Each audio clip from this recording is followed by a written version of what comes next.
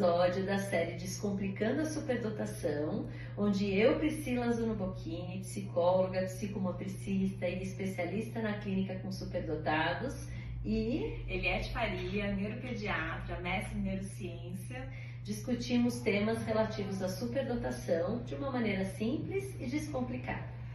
A identificação no Brasil ela é baseada na teoria do Renzulli, dos 3 anéis. Então é necessário ter 3 aspectos para se identificar a superdotação. O primeiro deles é um desempenho acima da média. Então a criança ela ganha um destaque pelo seu desempenho.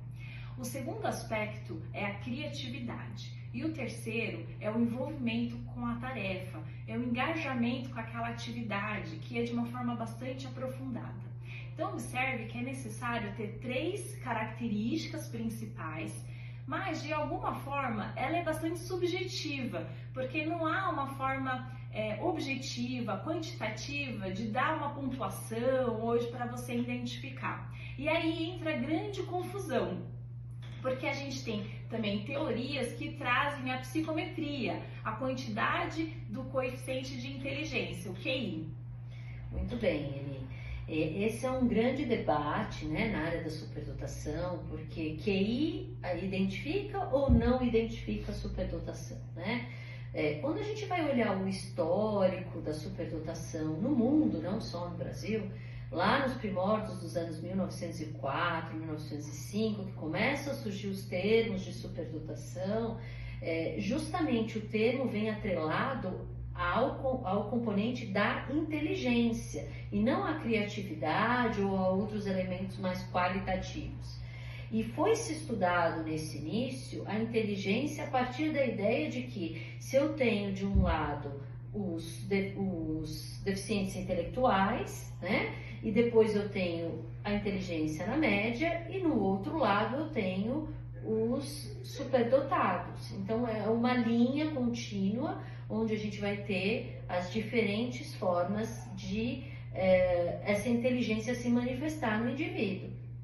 Acontece que com o tempo foi passando e novos elementos foram sendo inseridos nessa caracterização da superdotação, e aí hoje a gente tem aí uma série de autores e de abordagens que trazem cada um elemento diferente. Então a gente fala de talento em alguns, né? A gente estava discutindo antes de gravar o vídeo que eu fiquei sabendo que recentemente fiquei sabendo que na África do Sul eles consideram aspectos mais altruístas, como a empatia e a capacidade de você fazer algo pelo próximo, né? Então cada região do mundo vai tendo uma visão sobre a superdotação, né? Até ele ficou interessado na ideia da França, né? São aspectos culturais, né? Então, assim, quando a gente vai estudar em outros países, por exemplo, na França, eles valorizam muito essa parte quantitativa, o QI,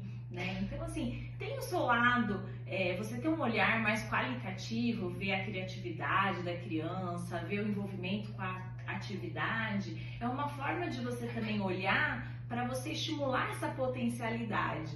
Então, tem um aspecto muito positivo nisso. Por outro lado, fazer ciência sem você ter algo quantitativo para você medir, fica muito difícil. Então, são 2 lados dessa moeda, né? Que para os pais fica muito confuso, fica muito difícil de entender, mas que a gente está aqui para isso, né? Isso. Inclusive, no nosso grupo de estudos para profissionais da saúde, o Potenciais em Foco, a gente discutiu muito essa questão do consenso do termo superdotação, né? Vários artigos científicos falando que não há um consenso e que isso compromete aí o desenvolvimento científico na área, né? Então, assim, a gente entende que cada profissional tem um papel super importante nos casos de identificação de superdotação, né? Mas que talvez seja importante definir também qual profissional é responsável pela identificação, né?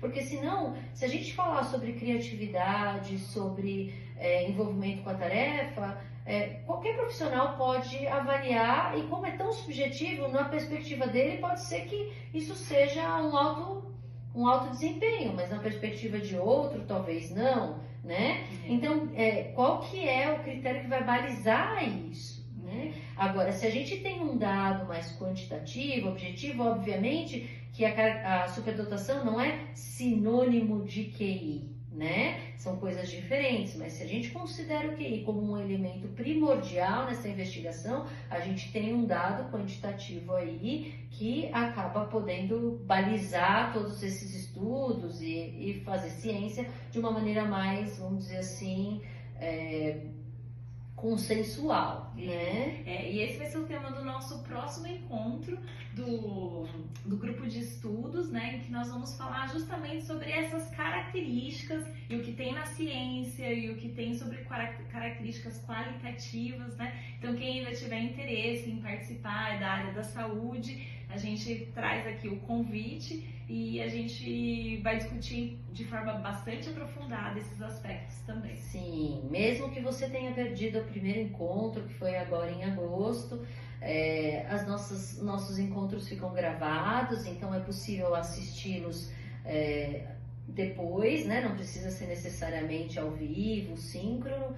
Então, se você tem interesse, é profissional da área da saúde, tem interesse em aprofundar, esse é o lugar mais apropriado, vamos aí, para isso, né? Aqui nós estamos mais para trazer conteúdos de uma maneira mais simples e descomplicada para qualquer público, não só para profissionais da saúde. Isso. Se tiver alguma dúvida, deixa aqui nos comentários e a gente vai mantendo essa conversa. É isso aí.